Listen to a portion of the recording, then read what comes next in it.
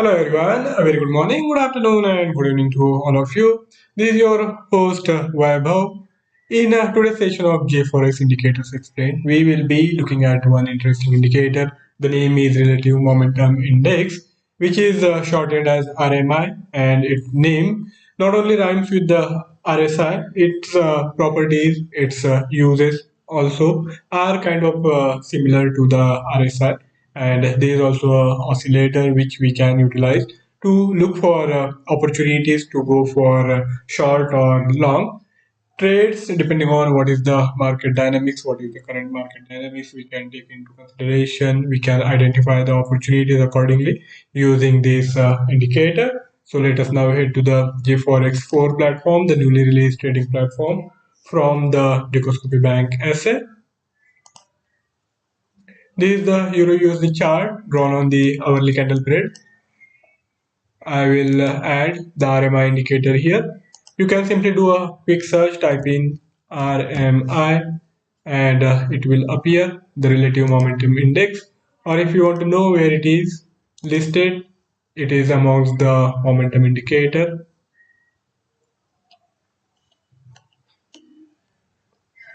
Here it is, momentum.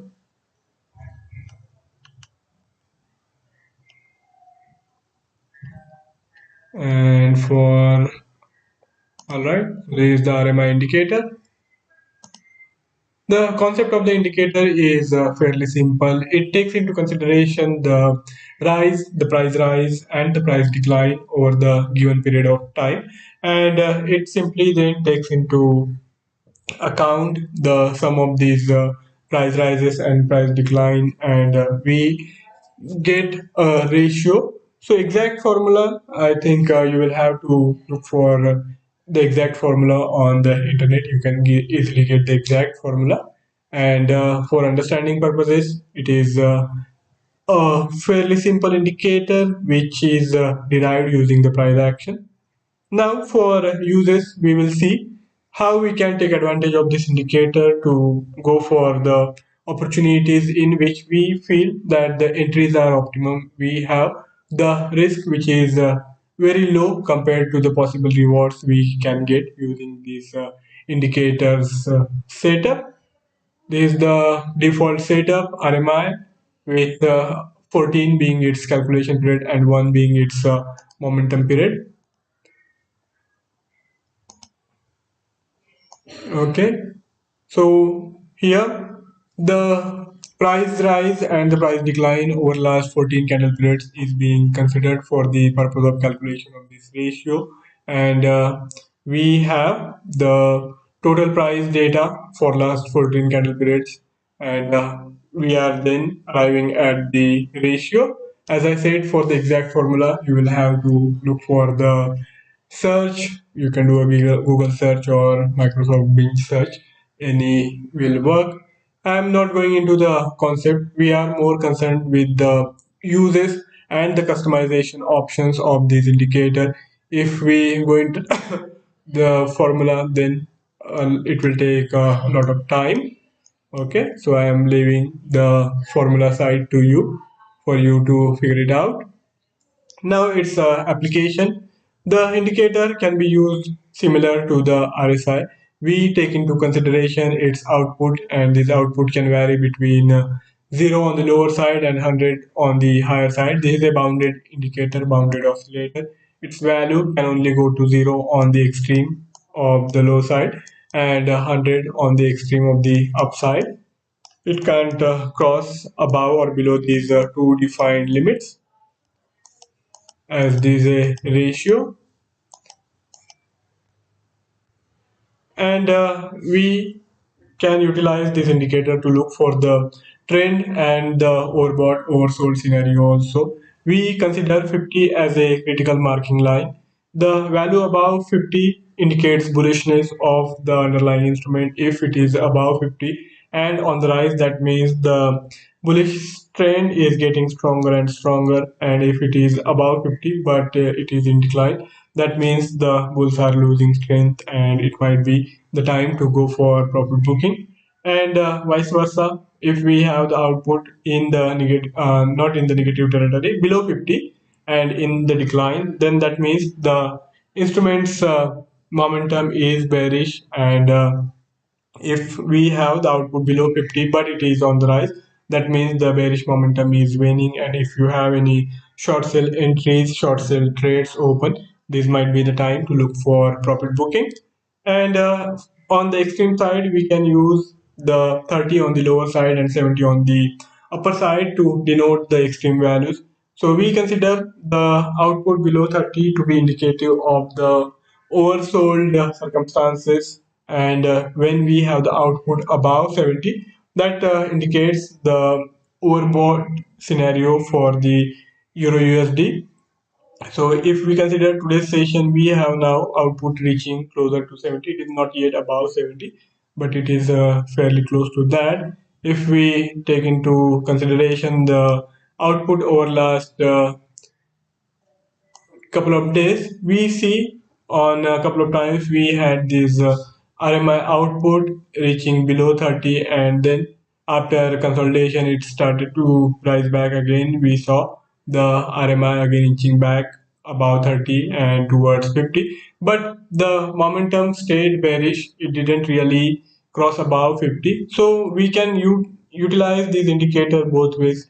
We can look for the momentum as well as for the overbought oversold scenario. And this indicator is likely to give you many right entries. Of course, there are also going to be some false entries, and as is the case with any other indicator, there are always uncertain outcomes associated with any signal generated by this indicator also. So you are not going to get it right every single time, but more often than not you will be able to figure out the trend. What is the trend? If it is bullish or bearish, you can figure it out using this indicator. So to that extent, this is quite a reliable indicator, and it will help you in timing your trades and also the direction of the trades. All right, now let us consider the possible entries, some other examples, some more examples. So when we have the extreme values reached, and then we see the reversal of sort taking place. If we see the output value of the RMI again crossing above 30 from below 30, this might be the time to look for some retracement opportunities in the underlying instrument. And for the extreme on the upper side, if we have the output crossing below 70 from above 70, then this might be indicative of the waning bullish strength of the Euro USD. And here we can start looking for some short selling opportunities. Now let us see how we can customize, how we can edit this indicator to figure out the trade entry and exit as per our requirement. So this is the default setup. The applied price is close price of the candle, and the time period is 14, the momentum period is 1. Now whatever combination you work with, you first have to define your requirement. If you want to figure out the trend for the longer term, then it is better to look for the time period on the higher side. If you keep the time period higher, you will have lot more data, lot more price data being utilized to calculate this indicator. So your output value is not going to be responsive to the recent price fluctuation. Rather, it will take into consideration a lot more data, and it will move more uniformly when you use a larger calculation period. So if here we use 24, you will see that this output value is now going to be more of a range bound, and extreme values will be reached quite less frequently compared to what we were seeing when we had the output defined using 14 as the calculation period. So this is going to play a key role. How you define this calculation period is going to cast a large impact in the kind of output we get, the kind of signals we get using this indicator. So here we have now the RMI being calculated using 7 as the calculation period for the purpose of this indicator. And along with this, we also have to define the momentum period. And momentum period also causes a significant impact on the kind of output we get for this indicator. When we use larger momentum period, we will have a lot more smoothing in this output of the indicator. But that doesn't mean that we won't be looking at extreme values. The extreme values will be reached, but these curves are going to be in line with this price action data, and we will have a lot more smoothing in the output of this indicator, as we are using larger calculation period for the purpose of momentum.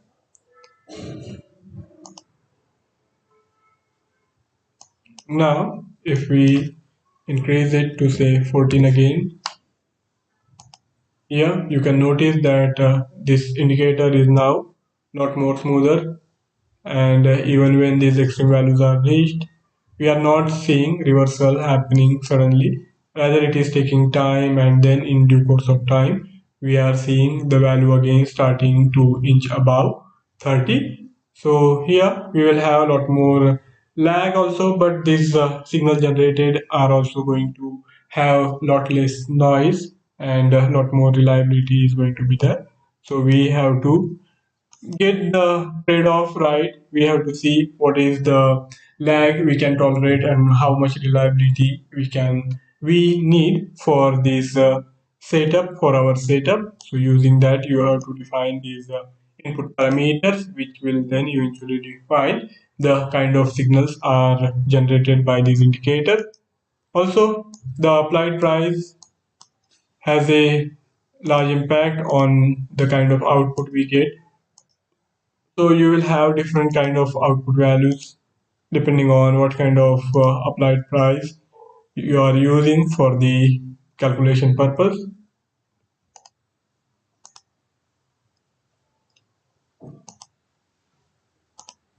Input, output. Now, low price, median price, typical price, weighted close price.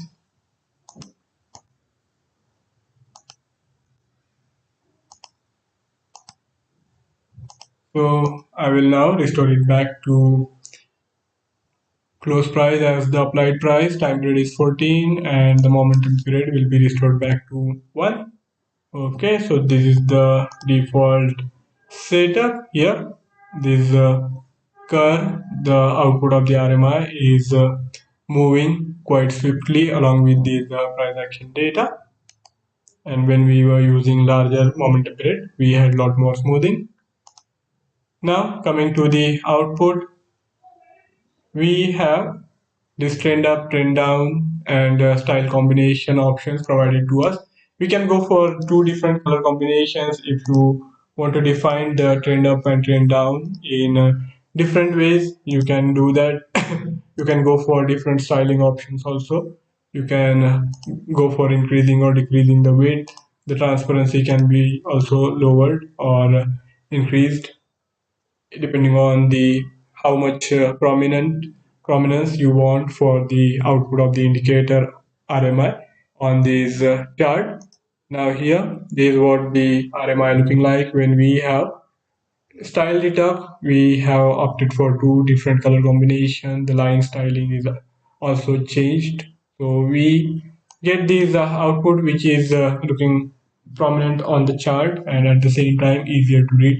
We can instantly see on what side the trend is moving, if it is bullish or bearish, and what is the recent price action data is telling us. It becomes much more easier to read when we have this kind of combination in place. The levels, we don't really have any output of the indicator defined in terms of level, so we can really easy here. But if you want to add, you can always add. You can add 70 and 30 if you feel like. So just for example, I will show you what you can do. 70 on the upside, 30 on the low side. So this can help you with figuring out the overbought oversold scenario. Okay, so you can do this kind of editing also. Now I will remove it.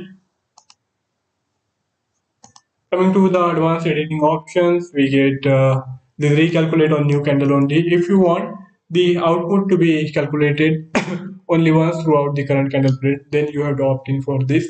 Else, the current applied price, whatever is the current applied price, close price, high price, low price, it is going to keep fluctuating throughout the current candle period. So depending on that output, we will have these indicators output also fluctuating. So if you want to keep it constant, then you have to opt in for this option. If you want the calculation period to be highlighted to make it easier for you to keep in mind what is the calculation period, then you can opt for this highlighting of the current calculation period. Calculate from custom data. The customization can be done in terms of the instrument, the candle period, and the site. You can use any instrument provided on this platform for the purpose of looking for the opportunities using this indicator.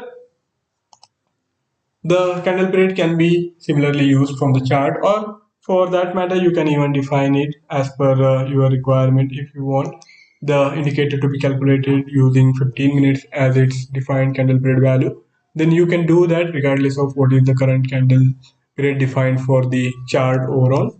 So you get this flexibility to define these input parameters the way you like it, the way you feel is likely to work better for you.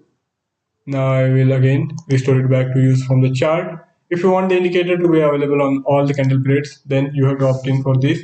As you have to specify on which candle periods the indicator should be available, and only on those time frames the indicator will be available. So here on 15 minutes it's not, but on 5 minutes you will find this indicator appearing back again. I think let me check on which candle periods I had opted in for it. Okay, 10 minutes it is available on 10 minutes and hourly, not on other candle periods. All right.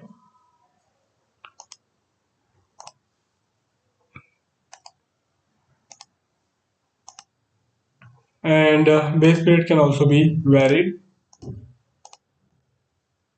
You can go for this five option, any of the five option you can opt in for.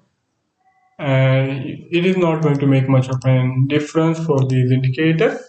So guys, that's it from my side for today's session. If any of you have any query or any idea to share, you can write back to me in the feedback section and I would be more than happy to take the discussion forward. For further coverage of the market developments, do check out the Dukascopy Analytics page. We are also available on the Facebook. You can reach out to us there too.